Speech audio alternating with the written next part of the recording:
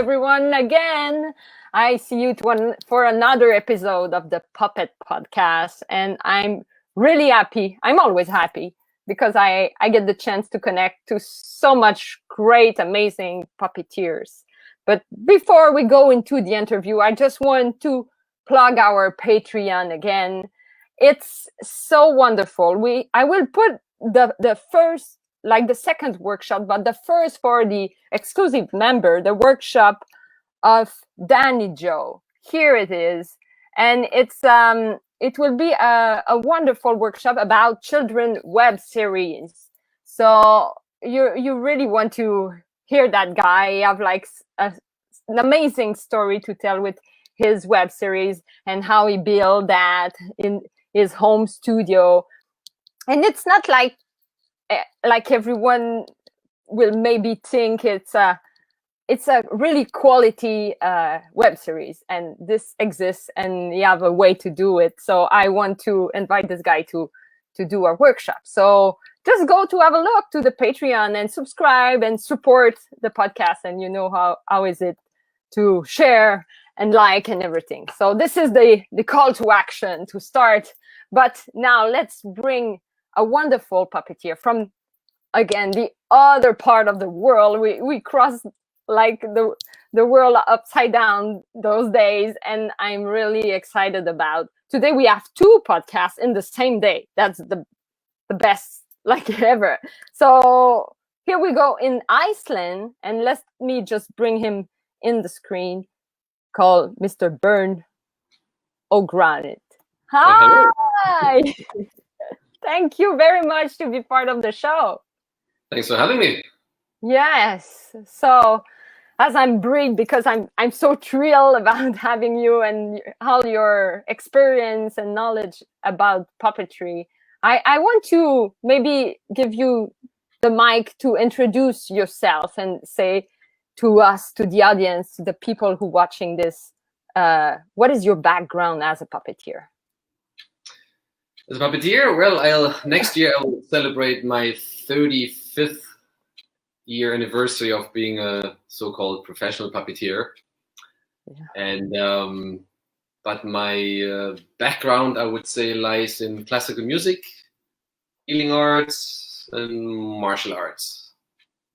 And then, of course, life that holds us. I'm a granddad now, which is a new experience, and so.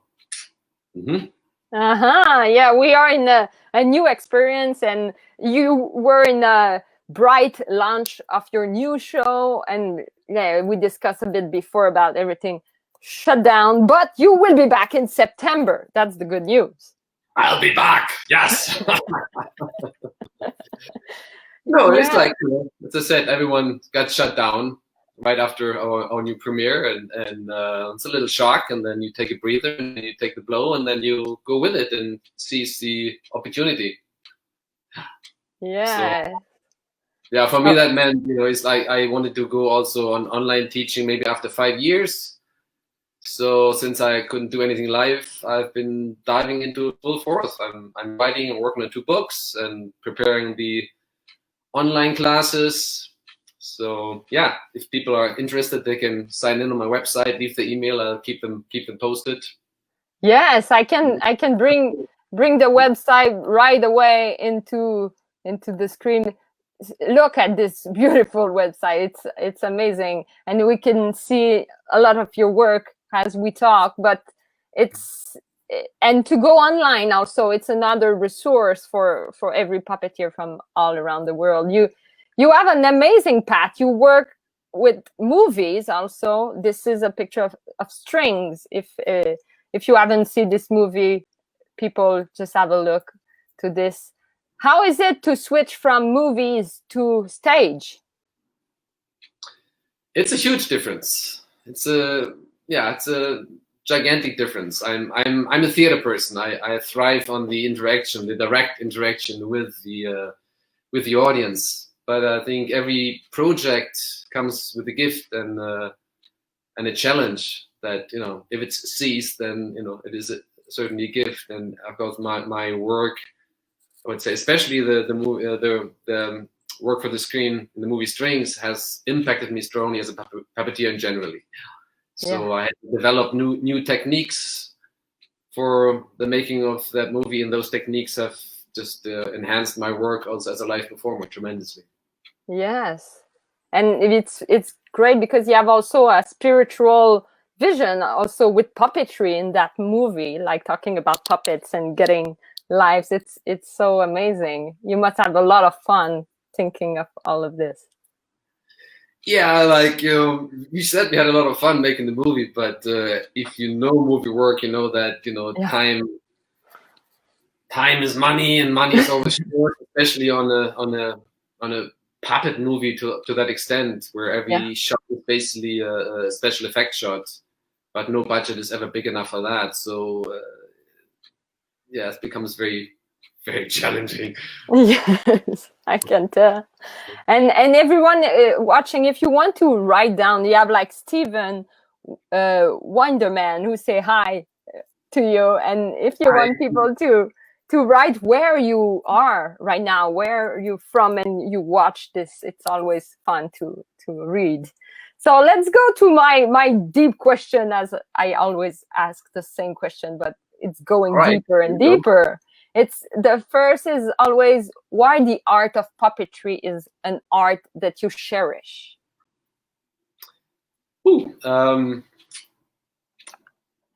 Of course, something happened that I fell into that realm, which created a passion for the art form, and I just see unlimited possibilities in that art form.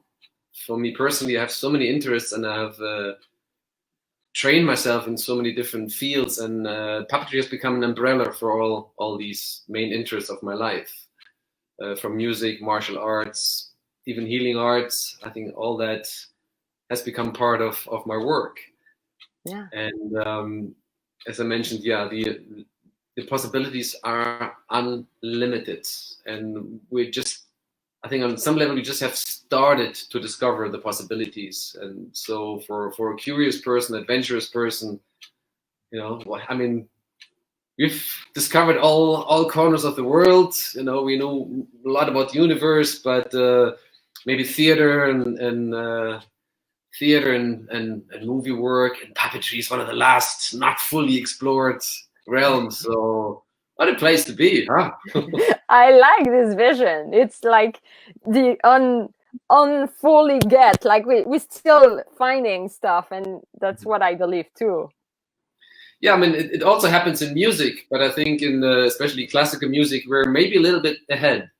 We have already, we have created the Stradivarius violin.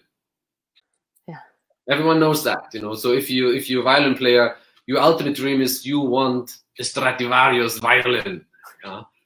That standard. We still don't have that in puppetry. There is not this one puppet that is standing out for that everyone strives for. There's a lot of constant reinventing and trying again. So I think we can learn a lot from classical music and those highly advanced discipline to maybe hone the same discipline and advance our art form the same way classical music has been advanced.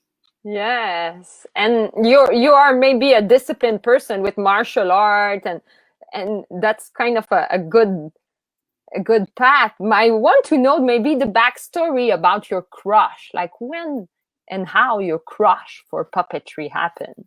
What happened? What happened this day? Actually, I think it was a television show. I grew up in Germany, and there was a show called the Augsburger Puppenkiste, the chest of Augsburg. It was a puppet theater that did these wonderful television shows with rather traditional marionettes, and the stages they created and the sets that they built absolutely knocked me out. I was never much of a TV fan, even as a kid. I rather was playing outside in the woods but when that was on, I went inside, and that immediately kind of encouraged me to, I want to do that. I want to do that too. And then, then discovering the ability, you can do that. maybe not as good yet, but you just get some stuff and build, and you can do it in the attic. So we can create these amazing worlds in whatever space you have. Yeah. Great challenge for a kid and for an adult too. Yeah, it's unlimited, as you said at the beginning.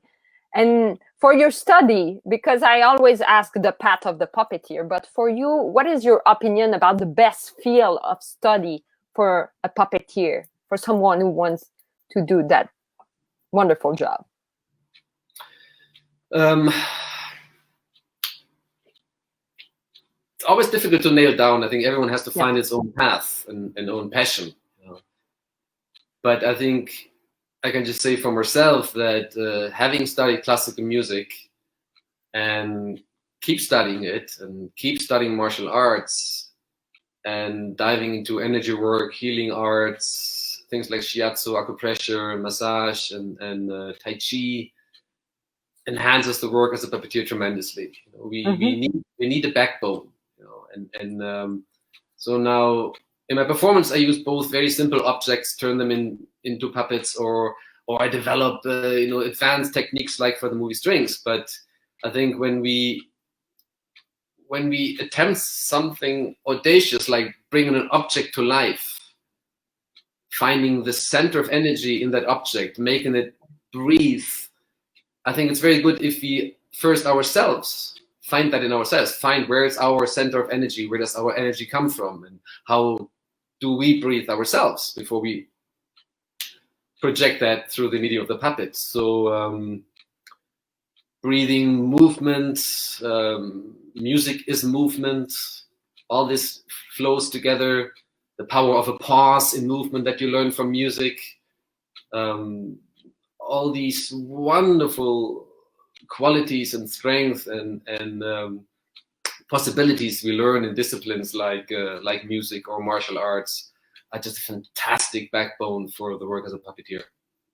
Yes, I really can see the connection between those two and how it's going to the object as puppetry. And now I add I studied naturopathic medicine and herbology and massage and these kind of things, and I rather normally don't even want to talk about it, just something that happens by the way. But we're all aware that we do live in a world that needs healing. Yeah. I think what's happened now with coronavirus, this huge universal emergency brake that was pulled, is says us a lot. So many people are burning out. Nature is screaming, and so we need more tellers, and artists that bring a balance and support the human soul and the people that are definitely struggling. So that's why I take the art so seriously, although I laugh a lot. It's a fantastic opportunity that we have at hand, and with that opportunity comes responsibility, and that's why I think discipline and taking it seriously and learning and working as hard as we can to make this happen helps to make this world a better place. Yeah, I agree so much. I love when you say to heal soul. It's kind of, artists are essential at some point. We are in this debate those days, but it's bring me to my next question. You have maybe your own definition about what is a puppet. When a kid or someone who is not part of the field of puppetry, when he asks you, what is your own words on this?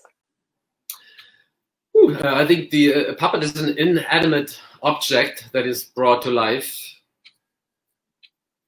through the puppeteer. So the puppet can be anything, whatever. Pick any object or a fancily crafted puppet. Doesn't that need to be? Just you can have a. Yeah, you have crafted stuff around.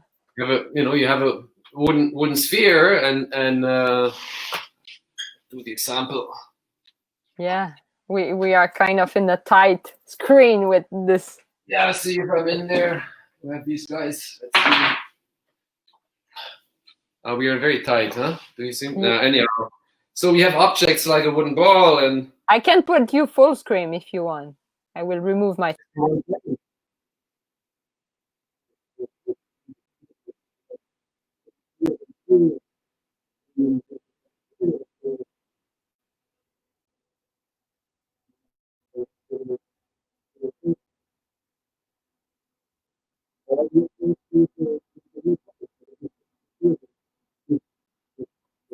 life makes something inanimate into a life. We missed the sound at some the sound at some point, but we saw the little motion. That's great. Yeah. And the next question. Let's keep moving. Do you think our art it's kind of weird to ask in this period of time, but do you think our art is in an ascension? As you say, it's a lot of undiscovered stuff, but do you feel it's getting more popular or not? There's definitely a revival in puppetry, but in whole, as a community, I think we have to stretch out a little more. We lack an educated audience like we have in classical music, and that is the result that it doesn't challenge us enough. I hear a lot of puppeteers complaining, oh, they don't take our art seriously, and I think if everyone would approach that art form as seriously as a violinist on his Stradivarius, our art form would ascend even more. Wow, I love that. I think you put a challenge there. We need to everyone who listen. Of course, is for the ones that call themselves professional. Yeah. So if you entertain your hobby, you can do whatever you want. Great, fantastic. But if you're professional, I have the same expectations like I have from a classical musician. Yeah. Your instrument must be tuned. And I'm not saying you have to work with a marionette or you have to work with a rod puppet or something finely crafted. Doesn't matter. But I expect from a professional puppeteer that he makes really educated choices, not a constant reinventing of things that have been done better before. We need to grow. Yeah. I often mention the example of the dentist. Everyone can relate to the expectations that we have towards a dentist. We want that he's sober, not drinking the night before. We want that his tools are sharp, that he has taken the latest course on how to give a proper anesthesia so you don't feel pain. And if we apply that same thinking, that same expectations to puppeteers, then our art form will really make a leap and gets from the puppet craft into a really respected art form. Yes, I like this. It's really to bring the seriousness. We get Duda yesterday, and it was like saying to Duda Paiva to bring the extension to conquer other theater, like New York, big theater also. So it's kind of like different purpose. I will ask you this question also. It has happened on so many ways. There's so many fantastic puppeteers out there. What Handspring did with Warhorse, just as an example, was absolutely mind-blowing. And see what happened, what Julie Taymor did with Lion King so many years ago. Groundbreaking, highest level work that knocked out the wider public and really brought puppetry to this new platform and open constantly new possibilities. So we just have to keep doing that. Keep doing it.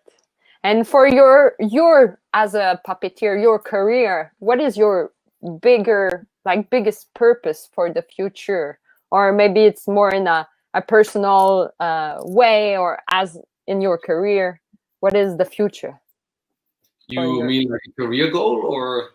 Yeah, the goal for the next one, or the big one.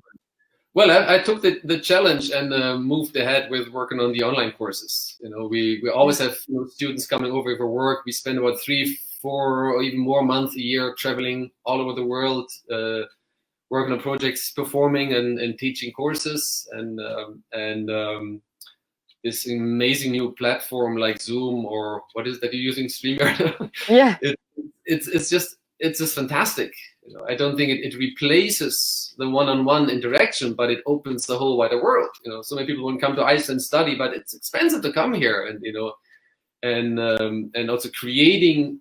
I find that now in creating this online course, I have to be so precise. I have to be like a good director. I have to just really nail it down to what really matters, and find what really can be helpful for others, and sharing that. Yeah. So I think the sharing process is now most on my mind and on the plate. So there are a few new tours are in the making, but as long as we're locked down here until September, I'm full force on that, and I hope that by October the first course is up and running.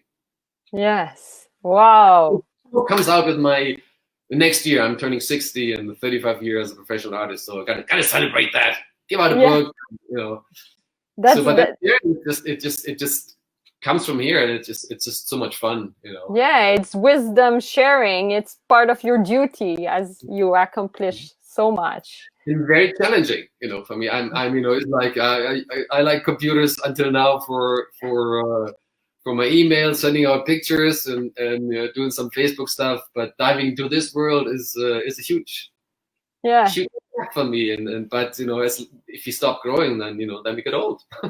Yeah, you work on knowledge, as you say. You work on yourself with Tai Chi and stuff. We have to grow, as you said at the beginning. I have a question in the screen, and everyone, if you want to just write below some question, I would bring it because it's a function of StreamYard. Look at that. Do you feel that you tell stories with puppets that you can tell as easily with just actors?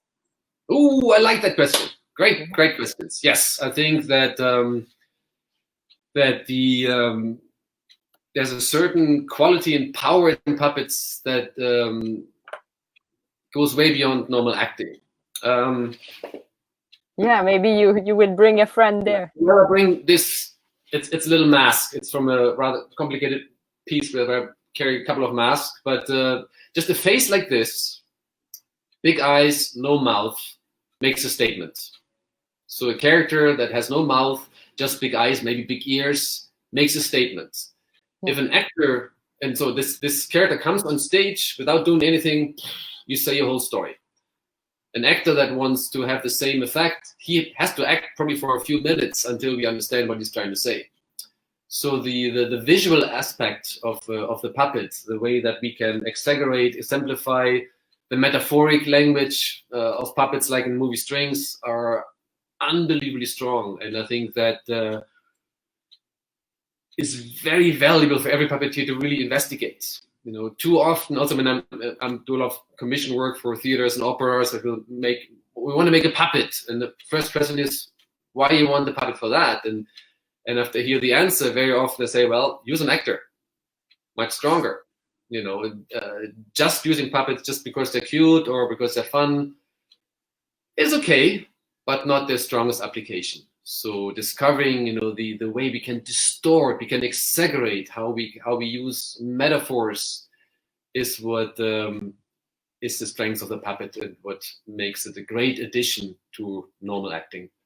Yeah, so you have a bit of symbolism with the choice, and you make quite an advised choice. And as you said, could you like explain how you make a choice, like when you have a doubt on a puppet, like it will be this, or like sometimes it could be a journey in the puppetry life, like, okay, no, I need, no, oh yeah. Do you have like a simple process or to make decision? Well, I have a process if I'm commissioned for a puppet, or if they want a puppet, and of course then I read the script and the movie script or the theater script, and I write down everything the puppet has to do, who is it interacting with, who is manipulating the puppet, very important question. You know, will I have time to train the people, all that is important to choose the correct puppet style, see how elaborate, how complicated you can get, and what type of puppet you will create. So it takes a lot of research. For myself, it's a lot of intuition, but of course intuition is built on experience and having honed your craft. So normally I see very quickly what puppet type suits best the need on hand, and I work according to that, but then still also just really factually figuring it out. Yeah. It's kind of it's really interesting, because it's also a question for director, like not set designer, but the writer of the show, or sometimes they say, oh, it will be a puppet, but as you said, you bring the why, who, like to understand what kind, what is the best, what will serve the show also. So for sure, it's then I always go further. I mean, I only work with directors that that are also open to see then what the puppet has to offer. Yeah. I think with puppets more than with actors, because actors are alive. They have so obviously a soul and a mind and a sensitive character that people are just maybe also ask, what do you have to offer, or they're open for suggestions. Puppet cannot talk by itself, so we often miss opportunities. We maybe miss that. Silly example, maybe you build a puppet and you put the weight maybe a little off point, and it creates a walking movement that is a little glitch. So you can say, okay, disregard it and start from scratch, or see what that switch does. Maybe it's like a great movement. Oh, okay, let's explore that. And so always, it's great if a director is open for seeing what the puppeteer and the puppet have to offer, and we might be surprised. Yeah, I like this. This is a good word for director. I have like Steven who bring a question. I will bring him in the screen. Watching in Chicago. Please ask Bernd about working with, I don't know this person, but maybe you know this, the great Albert Schroeder. See, you don't know that person. That's a problem. Yeah, that's a problem. If you hi Stephen, by the way, hi Steve. If you classical musician, or if you're serious musician, you know who Bach was. Yeah. It would be silly not to know who Bach was. It would be silly as a musician not to explore the gift that people like Bach and Beethoven gave to us. Even if you go into hip hop or whatever later on, the gifts of Bach are unbelievable. And you, as a serious musician, you look at them and you learn. So Albert Schroeder is maybe one of the Bachs and Beethovens in the world of puppetry. And I've visited and taught in many schools, and even some German places where some new students did not know who Albert Schroeder was. He was one of the, together with Bros, and at least in Europe, one of the strongest and most innovative developers of especially the art of the marionette. He developed the Bros Rosa control, which I actually used in strings. I modified it even further to the needs for the movie. So we always take something and we go further. Yeah. But he was a great innovator, and one of the person that really raised this art form, puppetry into an art form. Yeah. Yes. Yeah, that's part of the study also. That's true. And everyone comes from background, but sometimes it's great to see, like, you have to know your basics of your art. So yeah, for sure. And we have to also humbly accept that whatever we think we have invented is at least built or influenced by somebody else. Yeah. And if you, for example, if you should be interested in the art of the marionette, then it's absolutely essential that you also look at the work of Albert Schroeder. And understand his way of thinking, and it has deeply impacted me, and taken so much out of that. Yeah. And I think it's absolutely essential. Yeah, maybe you can bring, because I always like to conclude with a puppet, like something visual. Maybe you can bring something to with him related, or if you want to just bring to the cast, because we have people here from string character here, but yeah. the control is too complicated. And but in my online seminars, I will really finally completely elaborate on the system we used for strings. What was the thought behind it? But I think this character here. I don't know if you can see him. Oh yeah. Maybe I have to put the computer down a little bit. And just to let you know, Bernd, we have like people from Bangladesh, Egypt, watching Mexico right now, and India, Canada, Hello. California, and Irish. And the Irish too. Hello, dear people all around the world. Here's to puppetry.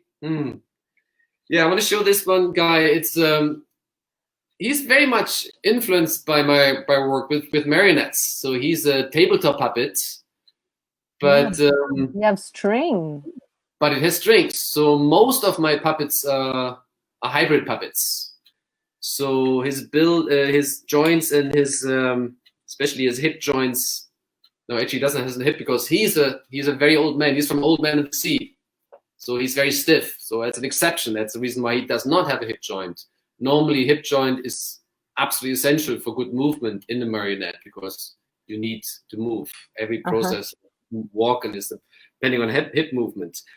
But here, because I'm often a solo puppeteer, I show this little technique of this guy. So he's built right. His center of gravity is like in our body in the center, and it's not a good camera angle. I can see we're a little bit too high, but wow! I have a little system here. I put my thumb in there. And the legs are attached to the outer edge, so I can, by swiveling it, move the knees up and down. I have the hand continuous string that I can also move the hands with only using one of my hands. So if I have two hands available, of course, I can do it this way. But even if I have now another puppet here, I can do all this with one hand. And it gets into advanced thinking, you know, that how can I pull a leg that high despite it being, no, it's the other way around, sorry. Despite it being such a small lever, and that's because the string that is attached to the knee goes up through a loop and down to the back again. So it's like an old barn pulley system. That way I pull twice the amount. Another important thing on this little fellow here is that I gave him one string to the elbow that keeps his hand in position. So often you see on tabletop puppets that in arm swings left and right, angles around, even with so-called professional puppeteers. Yeah, so that is for me absolutely unacceptable, and most of all, so absolutely unnecessary. One little string keeps the hand in shape. Huh? So, but all this to create something like that, understanding pendulum, understanding gravity, how to make a nice joint. I like woodworking. It's nothing that, you know, you don't have to be a woodworker. You know, a lot of people work with foam puppets and that works absolutely. But learning some basic woodworking skills, I think, is valuable for whatever you do. And a lot of these joints also, you know, I used in the movie Strings. They work so great, and they're very easy to make once you have basic skills. So I definitely go into that in the online courses. But absolutely, puppets don't have to be complicated. You have to have an understanding of movements. I'm gonna put this computer down so we see this a little straighter. Move, young man. Here we go. Yeah. I think that's better, right? Yeah. Here's a little guy from Aladdin. It's actually a marionette show. I think we have some more of the bigger Aladdins hanging around here. But they very often use, of course, different dimensions, different sizes in the same show. Now here's, once again, working with the pendulum. There's even no techniques. It's just the pendulum. I move the little fellow little left and right. I have a spring with just the thumb in the neck, and then I can even move the arms, and all this can be achieved with one hand. So once again, Tai Chi, music, rhythm, balance, all that helps to develop also then a strong technique. So much multidisciplinary into a little object. That's unbelievable.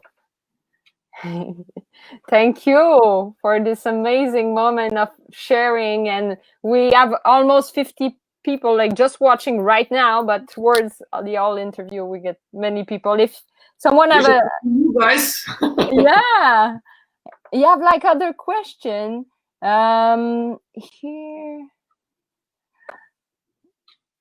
coming up, like someone is like Ellen is interested about when it's coming up. She maybe missed the beginning, but it will be in maybe October. You can show again the link if you guys just go on my website worldsofpuppets.com. I put it right there.